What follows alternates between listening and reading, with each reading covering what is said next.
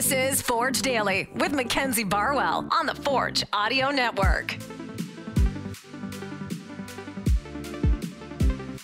Welcome to this episode of Forge Daily. I'm your host, Mackenzie Barwell, checking in August 16th, 2024. On Wednesday, Forge FC matching up against the Halifax Wanderers at home and walking away with 3 points to push them up to the top of the table.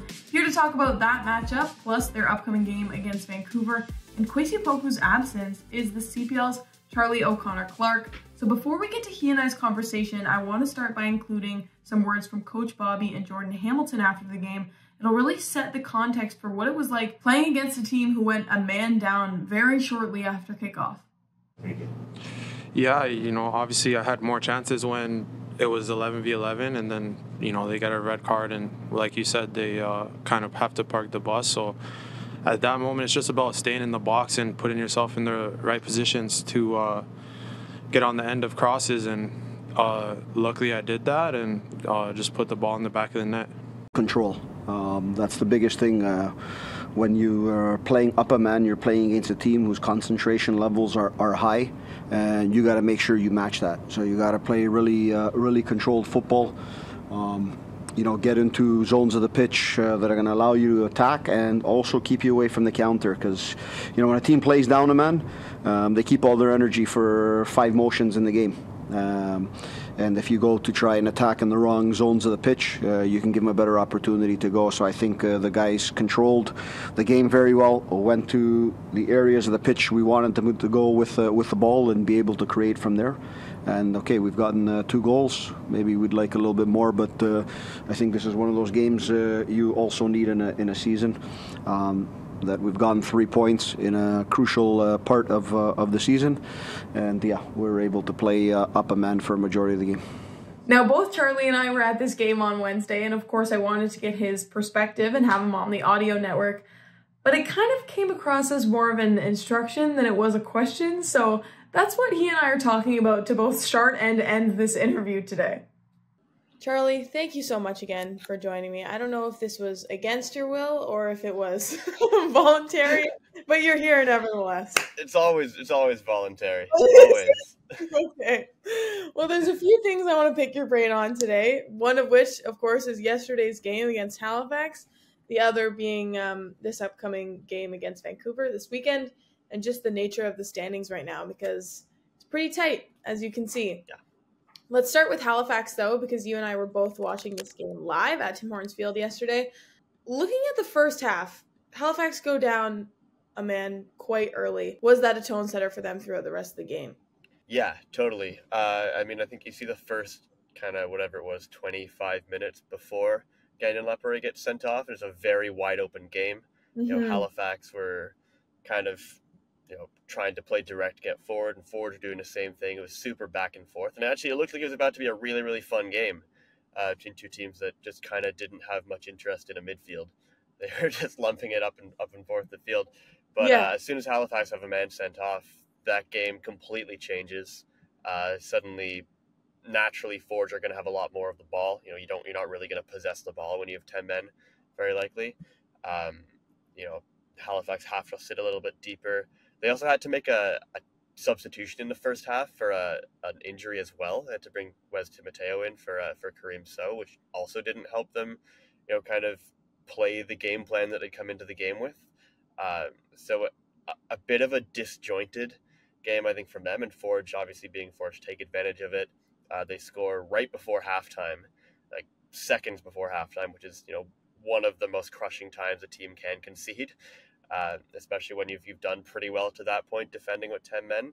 But yeah, Ali Hijabrapor gets the goal before halftime. Maybe a hint of possibly offside, but either way, the goal stands, and that kind of sets the tone from there. Really difficult for Halifax to get back in it when they fall behind like that. Okay, well, yeah, a few things there. One being, of course, right before half, a crushing time to concede, as you said.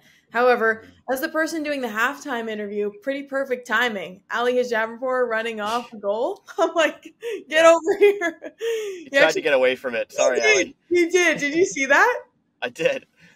Sorry, Ali. If you score a goal at the 45th +1 minute, get over here. Get over here. No, Sorry. he was nice enough to walk on back, and I was wearing his jersey, so you can't do me like that. Yeah, that's fair. That's fair. Like you've put the work in. You've put Thank the you. work in there, so you Yeah, earned but it. no, to your point, Halifax, they're a possession-based team, and we saw this the last time that they played Forge. And then I think after that red card, you saw a lot of pent-up frustration.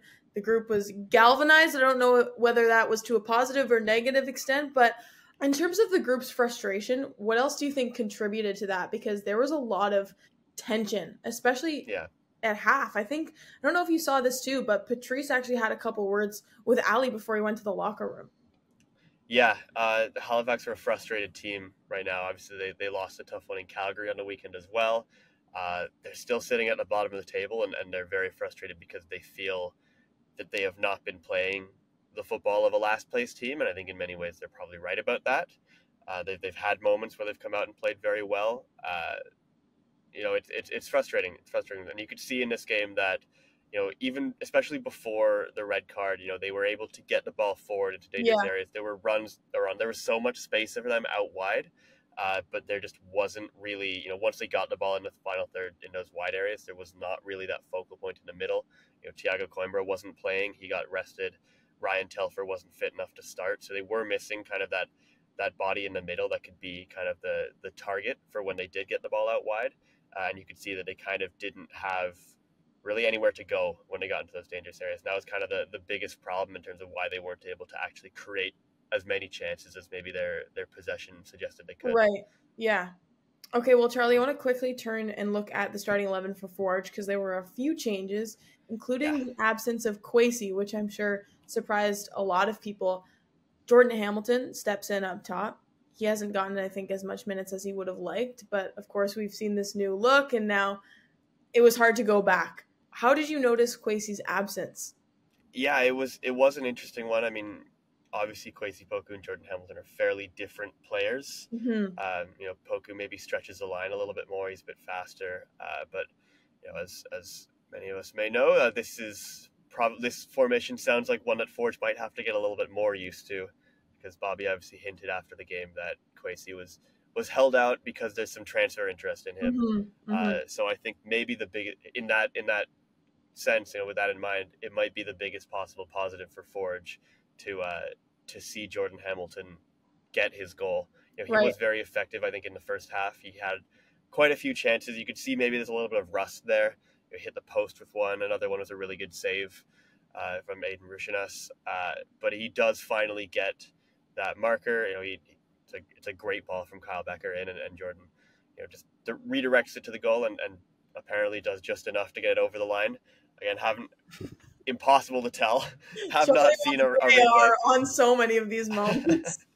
Have not seen a replay where I can tell if it's in or not, but the referee gave it very confidently, so I believe that. And good for Jordan. He'd only scored, I think he scored 2 goals this year, and they were both in the same Canadian Championship game against York. Yes, yeah. No CPL goals this year, and you could tell that it had been kind of weighing on him, been eating at him.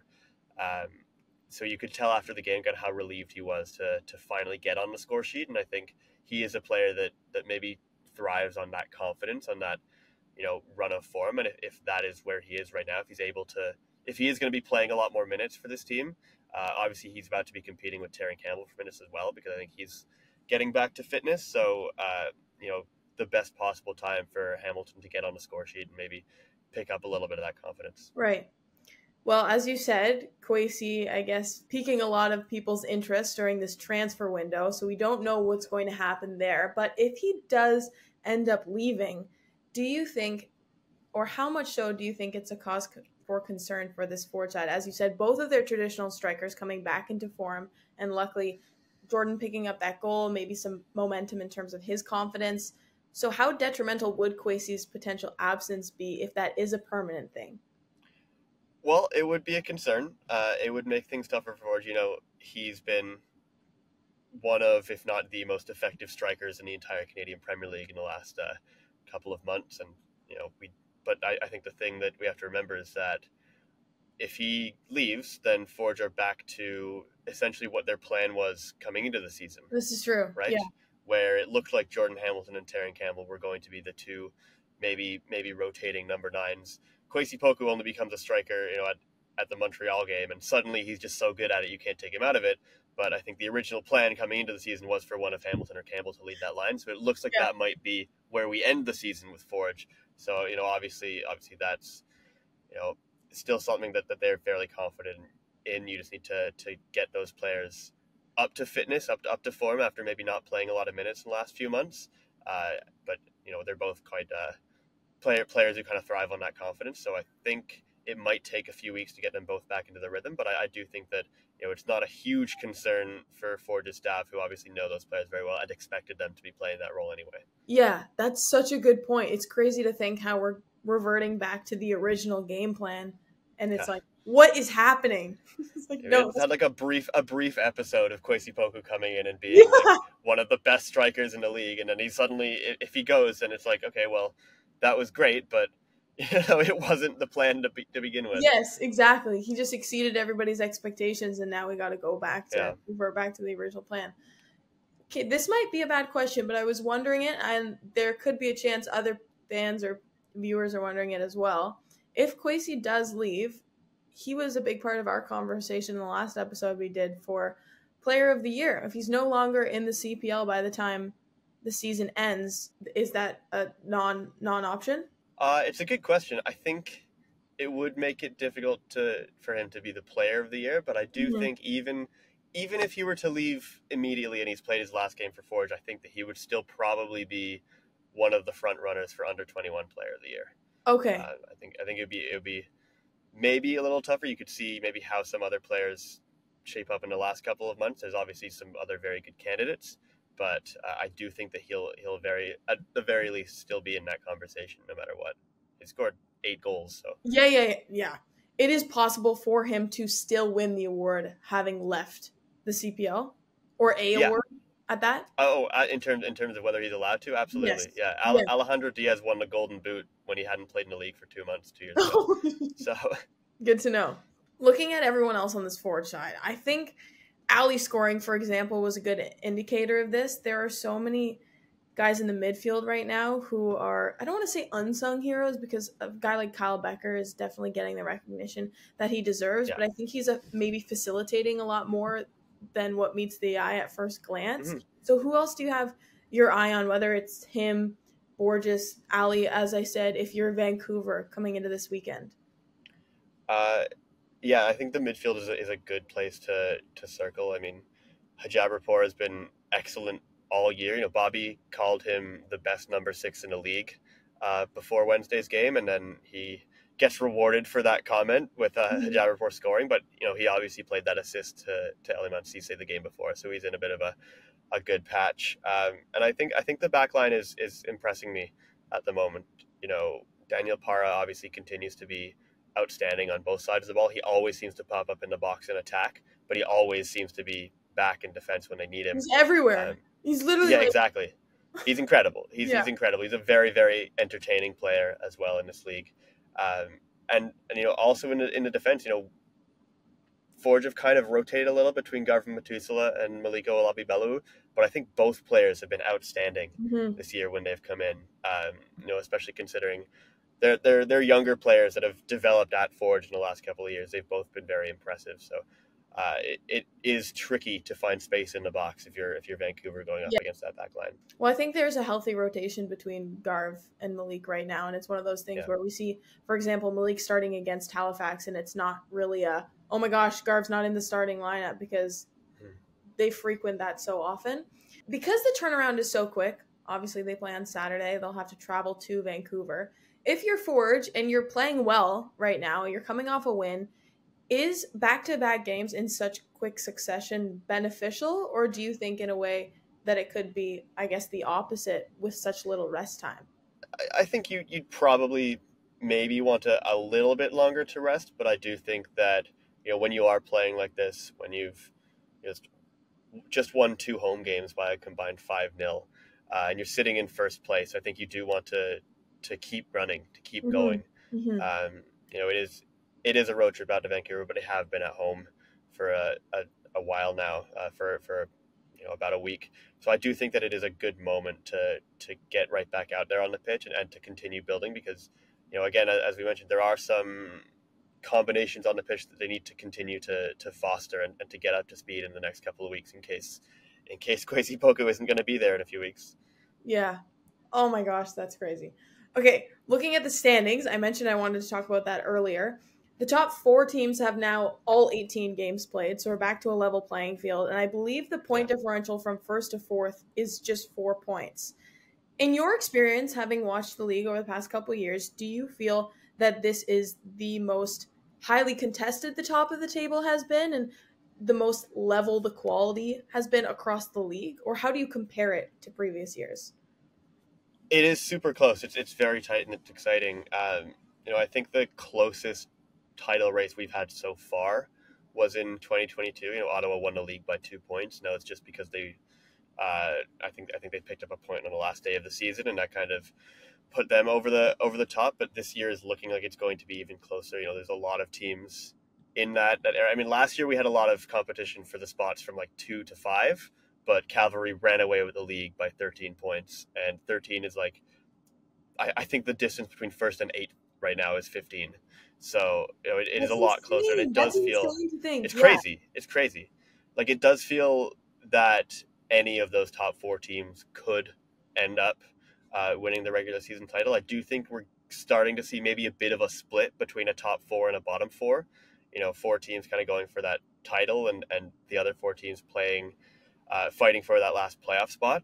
And we are seeing maybe that bit of a battle emerge, but it is super exciting that there's just so much in the table, and really like any point could lift you up a spot or completely kind of change the outlook of your playoff path and your season. And because it is so close too, Charlie, I thought it was interesting when you had that conversation with the Halifax goalkeeper, that he said, there is still a possibility we can clinch a playoff spot. So I think it's cool that, one, the top of the table is so close, but it also allows the teams at the bottom an opportunity to maybe reach there at the last minute.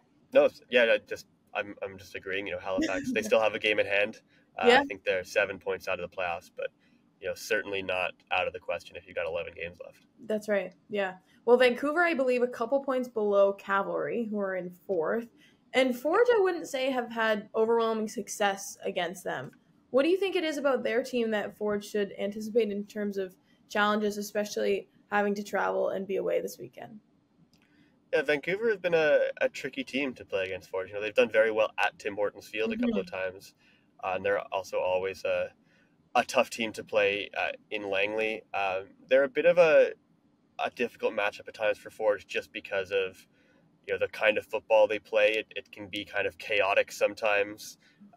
They'll look to play very direct. They'll try to counterattack, and sometimes it's difficult to find ways to settle the game down against them and maybe build a tempo, build a rhythm if they are deliberately looking to maybe make things a little bit more chaotic, a little bit more disjointed. And that's something that we've seen them do against Forge before. Forge obviously generally a more patient, controlled build up, methodical. Yeah, exactly. So if we do see Vancouver kind of just trying to throw stuff at the wall, just playing direct balls forward, trying to just attack with their pace and then get the ball into the box for Diaz, and there's a lot of threats there. So it does always seem to be an entertaining game between these two teams. We're probably going to see a couple of goals. Yeah, interesting. No, that's a really good point. I only bring this up too because I remember in a conversation I had with Adam Jenkins a couple of weeks ago, he was talking about Forge's success at home unless they're playing against a team that starts with a V. Yeah, that's right. That's the 2 bogey teams for Forge. It's yeah, weird. Seriously. I don't know what the deal is there, but you make good points. Charlie, that's all I have for you. Thank you so much for joining me, and you can anticipate another poke in the press box our next I'm sure. I'm sure. Yeah, you were sitting behind me and texted me, and I turned around and I'm like, fine. It was like a slow-mo turn as well. You're like... But right, I am always down. All right, sounds good, Charlie. We'll chat soon. All right, I will conclude today's episode there. Once again, special thanks to Charlie for wanting to join me, and of course you for listening to today's episode. On Saturday, you can watch your Forge FC take on Vancouver on One Soccer, and then Monday, I'll be right back here to review it all. This has been Forge Daily with Mackenzie Barwell. If you like what you heard, please like, follow, subscribe, comment, and share.